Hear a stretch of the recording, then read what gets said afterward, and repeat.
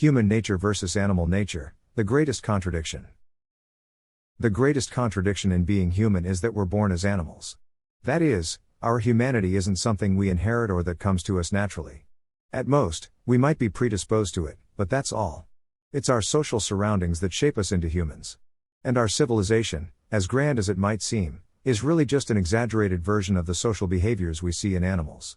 We create complex societies, build towering skyscrapers, and develop advanced technology, but at the end of the day, we're still creatures driven by basic instincts and desires, striving for connection and survival in a world that's more complicated than the savannahs and forests we came from.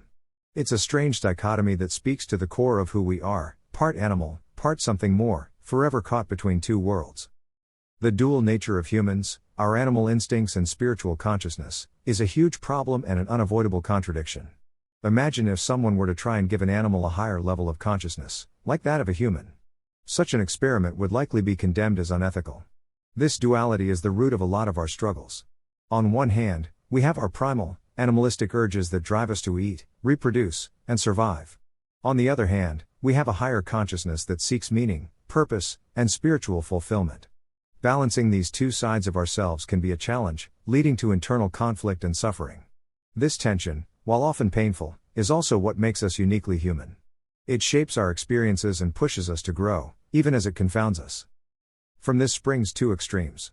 On one end of the spectrum, we have the idea that everything about us, our behaviors, motivations, and ambitions, can be explained purely by biological reasons. This view insists that we're just animals driven by instincts and biochemical reactions.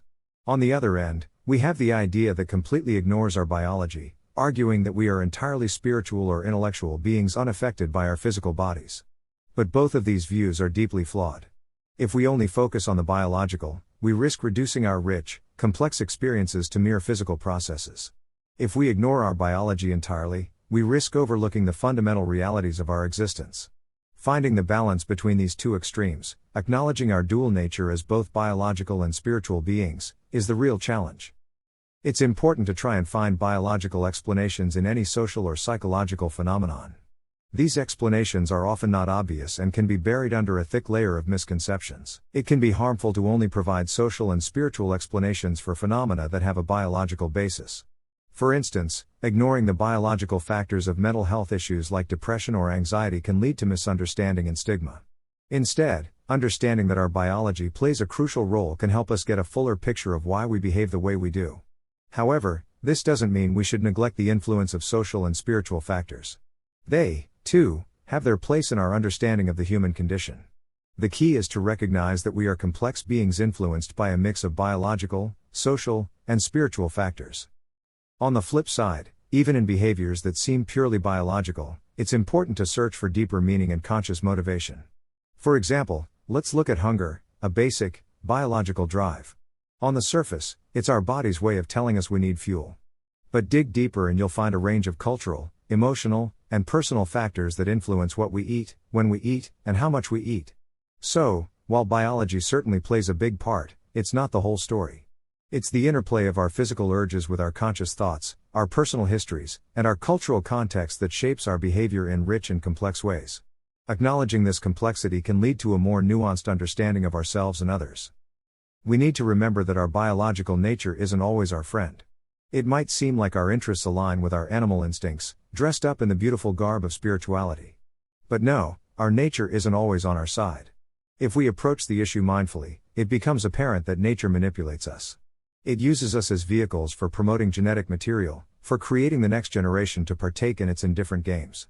Our desires to eat, to mate, to survive, they're not just about us, they're about the continuation of life itself. Our biological nature can make us think these urges are ours alone, but they're part of something much bigger. That's not to say we're mere puppets, though. Recognizing this manipulation can give us a degree of control, allowing us to make conscious choices that serve our own interests, not just those of our genes.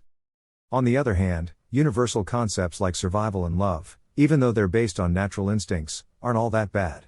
If we were to reject them, human life might lose all meaning. Yes, these instincts are part of nature's way of ensuring the continuation of our species.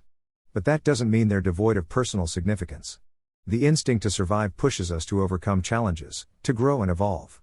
Love, while it does play a role in procreation, also forms the foundation of our deepest and most fulfilling relationships. These instincts, when channeled properly, don't just keep us alive, they give our lives purpose and richness. They're a part of our biology that we can celebrate, not just a tool of manipulation. So, while it's important to be aware of our biological nature, it's just as important to embrace the positive aspects of it. Seeking meaning is an absolute necessity for humans. We are inclined to find significance in things that might seem senseless. This trait likely helped our ancestors when they had to make deductions based on indirect signs, like inferring the presence of a predator hiding in the bushes. In such scenarios, it was better to err on the side of caution, to attribute meaning to signs that could indicate danger, than to dismiss potentially important clues. This tendency to seek meaning and make connections, even when they might not be there, is an evolutionary survival strategy that has served us well. While it can sometimes lead us astray, leading us to see patterns or connections that don't exist, it's also a powerful tool that allows us to understand and navigate our complex world. Since humans are inherently wired to seek meaning, it's crucial that this quest for understanding is as comprehensive and profound as possible. It should take into account all the factors influencing human behavior, including biological, social, and spiritual elements. Each of these dimensions offers a different lens through which to view our actions and motivations. Our biological nature explains the primal drives behind our behavior, the social context gives insight into how we're shaped by others and our environment, and the spiritual perspective can illuminate the deeper purpose or meaning we attach to our lives. By considering all these aspects, we can gain a fuller understanding of why we think, feel, and act the way we do, and perhaps, guide our actions towards more fulfilling and authentic expressions of our humanity. To truly understand any problem in full, we must always remember that we are biological creatures with animalistic origins at our core. Often, when we observe a phenomenon or some effect, it may not be an actual fact, but rather an illusion created by our consciousness. Moreover, these illusions usually have an evolutionary advantage, meaning they've helped our ancestors survive and pass on their genes. Take, for instance, our perception of time. Have you ever noticed how time seems to fly when you're having fun, but drags on when you're bored or in pain? This is not a reality of time itself, but rather an illusion created by our minds. From an evolutionary perspective, this could have helped our ancestors focus on essential survival tasks and ignore unpleasant or monotonous ones. Similarly, our social behaviors are deeply rooted in our animal nature. Concepts like cooperation, competition, and hierarchy have their origins in the animal kingdom. When we examine social issues, it can be useful to look at them from a biological perspective.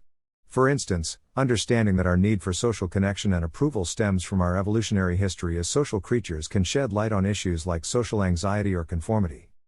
Hence, when we're examining any problem, even ones that seem totally unrelated to biology, we should remember to include this perspective. Our human behaviors, perceptions, and problems often make more sense when we remember that we are, essentially, clever animals. Recognizing this can give us a fuller understanding of ourselves and the world around us. A multidisciplinary approach is vital when trying to understand the complexities of our world. However, in modern academia, specialization has become so extreme that even notable, and especially influential scholars can be largely uninformed about fields outside their own. A historian or a physicist, for instance, may be totally unfamiliar with biology and thus overlook the obvious evolutionary and biological factors that could enhance their general conclusions and findings in their disciplines.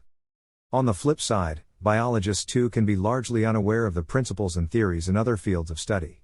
The Western education system, which often promotes high specialization in school subjects, only intensifies this effect. Sometimes, concepts that are glaringly obvious to a biologist might be overlooked in economics or even psychology, a field where our biological makeup is particularly relevant and influential. The dichotomy here lies in the push for specialization, which, while beneficial in developing deep expertise and detailed knowledge, can sometimes create a tunnel vision that prevents the integration of insights from other disciplines. This is why a holistic, multidisciplinary approach can often lead to more rounded and nuanced understanding and solutions, especially when we're dealing with complex and multifaceted problems. Nature continuously reminds us through the observer effect that any physical and cosmological concepts must consider the fact that they are created by human consciousness, with its evolutionary and biological limitations. The observer effect, often mentioned in quantum mechanics, states that simply observing a situation or phenomenon inevitably changes that phenomenon. Despite this, many physicists may overlook the idea that our observations are shaped by our human limitations. They often regard humans as an objective measure of all things, which isn't exactly the case. Our understanding of the universe is shaped not just by the raw data we collect, but also by the way our brains interpret this data. The fact that we are evolved creatures with certain perceptual and cognitive biases means that our interpretation of the universe might be influenced by these inherent biases. Recognizing this could bring us closer to a more nuanced understanding of our physical world and the universe at large. We must remember that human perception and understanding are not the definitive measure of all things, but rather our uniquely human interpretation of the cosmos.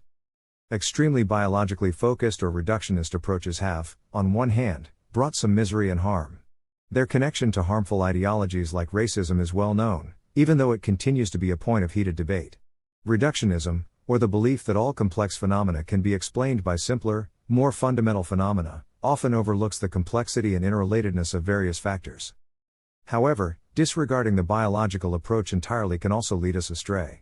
Ignoring the fact that the observer of any phenomenon is a human, a primate with advanced imagination and cognitive capabilities, may result in numerous fields of study hitting dead ends. Indeed, we need a balance.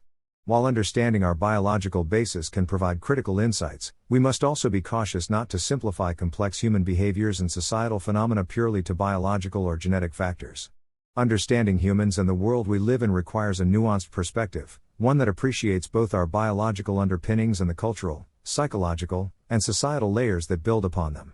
This balance allows us to avoid harmful reductionism while still benefiting from the insights a biological perspective offers.